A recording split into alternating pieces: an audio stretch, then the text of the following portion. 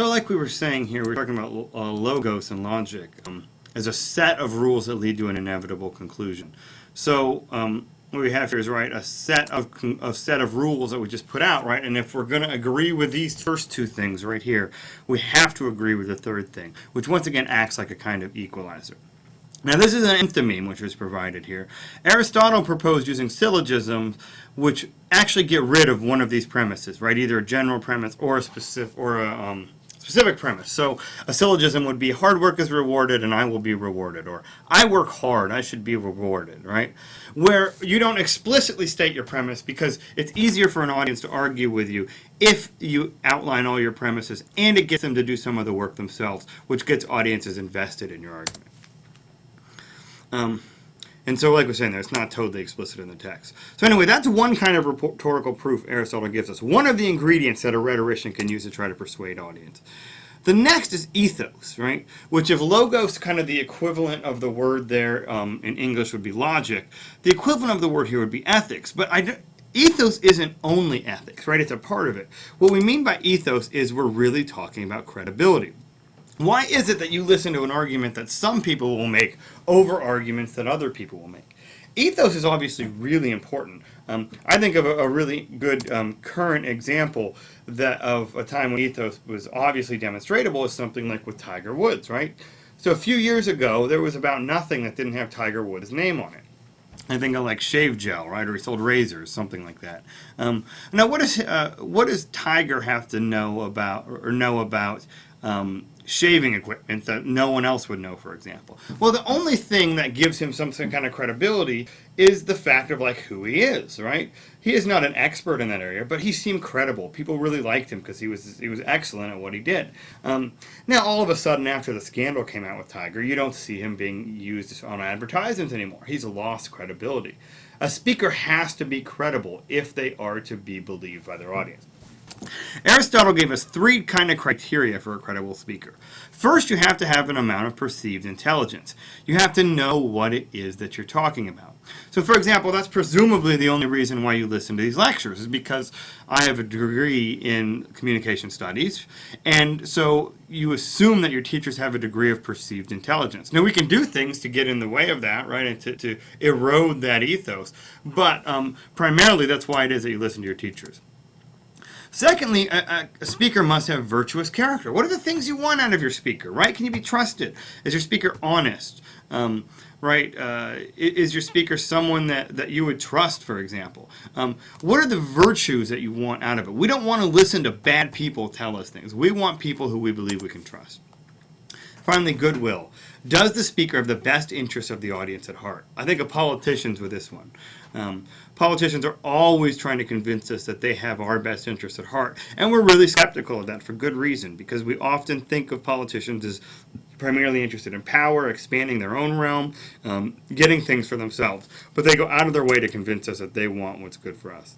Now the question is, how do you demonstrate these as a speaker? Think about your public speaking persona as a kind of performance. Ethos isn't something that you have or you don't have. It's something you cultivate as a rhetorician. Our last rhetorical proof that we're going to talk about is emotional appeal.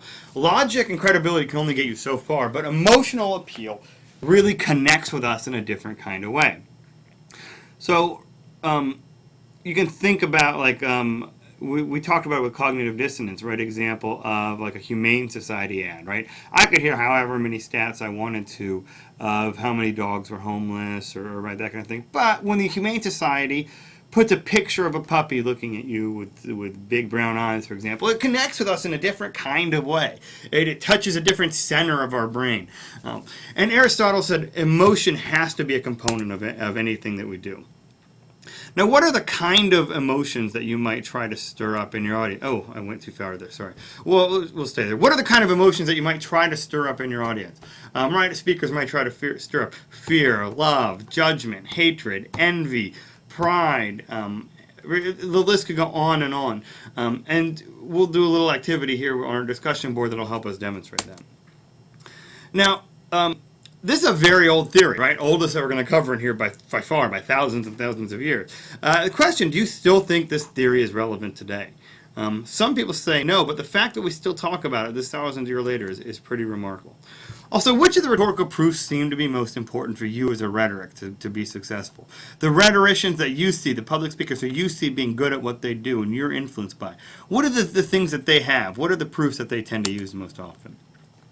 Now, this theory is it's really kind of in the middle. If you look at your book, it kind of puts it between the objective and interpretive spectrum. I think it falls more on the interpretive side, so we're going to treat it as such. Does it give us a new understanding of people? It certainly did a few thousand years ago, and maybe that's why some people say it's not relevant today. Some of this is fairly well known now, and so it's not a new understanding of people necessarily, but it's one that's been around for a long time. Clarification of values. Remember we said, does a theory tell us what its values are up front? Absolutely. The values here are how to persuade numbers of people, right? We're only concerned in persuasion. We're not making claims of ethics or anything here. We're saying this is primarily a utilitarian theory about how to accomplish something. Does it have aesthetic appeal, right? Is it attractive? Well, absolutely. It still wouldn't be around thousands of years later if it didn't have some sort of an aesthetic connection, if people didn't see it in some way that they found attractive. Discussion and community of agreement, absolutely. Right? What this means is, does it get people talking? It's been doing it for thousands of years. That one's a slam dunk on this. And finally, reform society. Well, yes, right? It does reform society. Some people say that this is kind of, evil's not quite the right word, but a dangerous theory. Because if we give the tools of persuasion to people who might persuade us to do bad things, it can create a worse society. Hitler is always the example that people like to go to for that, right? Excellent public speaker, obviously just doesn't have the character to lead society in the way that people want, where we want society to be going, but the tools of persuasion still helped him accomplish his goal. So, all right, good deal. I'll see you all next time.